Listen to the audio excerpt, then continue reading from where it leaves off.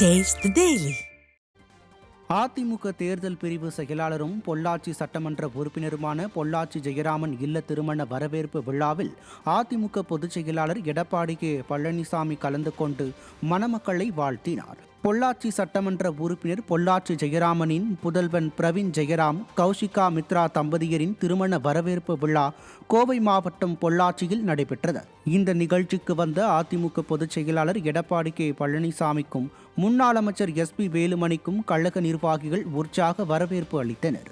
இதையடுத்து மணமக்களை அதிமுக பொதுச் செயலாளர் பூங்கொத்து கொடுத்து வாழ்த்திய நிலையில் மணமக்களும் அதிமுக பொதுச் செயலாளரிடம் ஆசீர்வாதம் பெற்றனர். பின்னர் பொள்ளாச்சி சட்டமன்ற உறுப்பினர் பொள்ளாச்சி ஜெயராமன் மற்றும் முன்னாள் அமைச்சர் SP வேலுமணி ஆகியோர் அதிமுக பொதுச் செயலாளர் எடப்பாடி கே பழனிசாமிக்கு இரட்டை இலை சின்னம் பொறித்த வெள்ளி செங்கோலை வழங்கி வரவேற்றனர்.